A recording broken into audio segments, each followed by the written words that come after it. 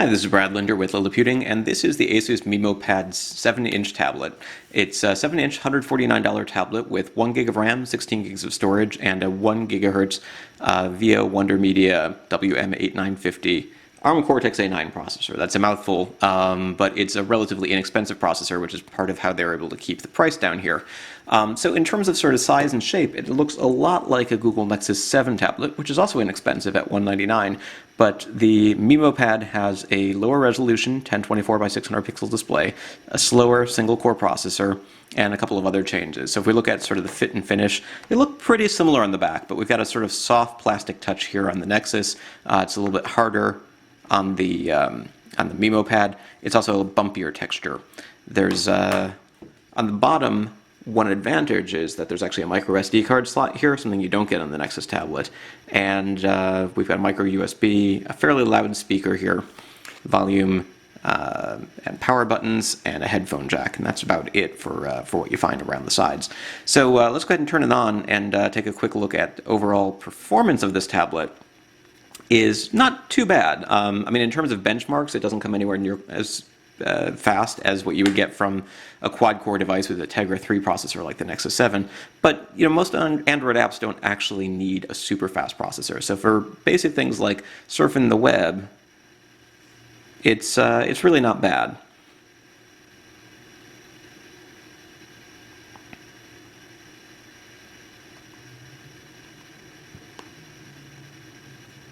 There might be a little bit more lag than you would experience on a faster tablet, but web surfing works fine. Playing games works pretty well.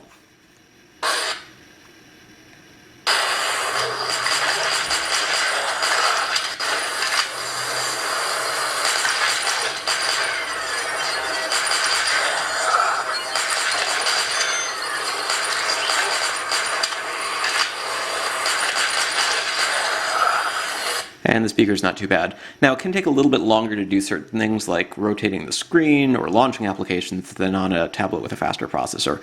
But for the most part, I don't have any real complaints. For a $150 device, it's impressive that it has a processor at all, to be perfectly honest. But you know, let's just show you another one here in terms of sort of launching a game.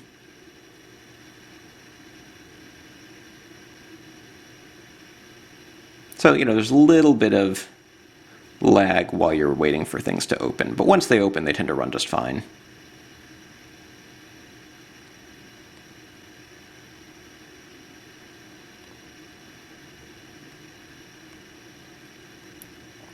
But the one problem that this tablet really has is that the screen is not an IPS display.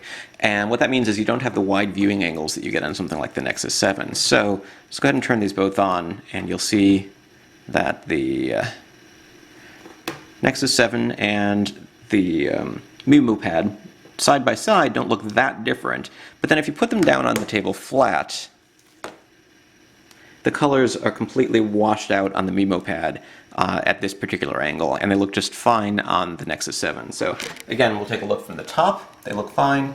As you sort of start to come down here, the colors get washed out and difficult to see. And what that means is if you're watching a video, it's almost going to look like you're watching a photo-negative image. If you're looking at web pages, same problem. Pictures just don't look really as good as they should. So we go from sort of full color on that image to not exactly full color. It's also a lower resolution screen, which means that when you're on the home, basically when you're on anything, but let's just take a look at sort of the typical size of an Android application. If you're looking at the shortcuts up close, you don't really see a lot of pixelization or pixelation around the sides of each individual item on the Nexus 7 with the 1280 by 800 pixel display. You might notice a little bit more here with the 1024 by 600. And something else that's kind of hard to see on this particular video, but it almost feels like you're actually touching the area that's moving on this display, whereas here it feels like you're touching sort of just above the item that's moving. So it feels like there's a little bit of a gap almost between the top of the display, or the glass, and the touch area below it. So the screen is really not stellar.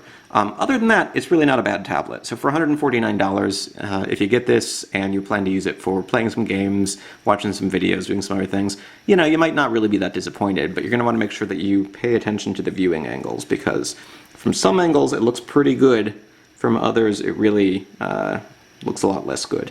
So, you know, if you can afford to spend $50 more and get something like the Nexus 7, I think you're getting a much, much better tablet for your money.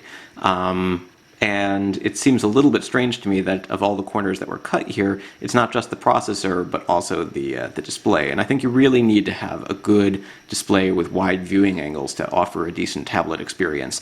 And in 2013, it just it seems a little bit weird that people are still putting out tablets that don't have wide viewing angles from every conceivable direction. If you sort of pay attention to which angles work well, your experience won't be quite as bad. But you know, for a little bit more money, or especially since this is an older tablet, if you find a refurbished or a used version, you can almost get it for the same price. So I think the Nexus 7 is a much better buy, but the MeMo Pad 7 offers acceptable performance, I think, for a $150 tablet. This is Brad Linder with Liliputing, and a look at these two tablets side by side, and a video review of the MeMo Pad 7. You can find more details at liliputing.com.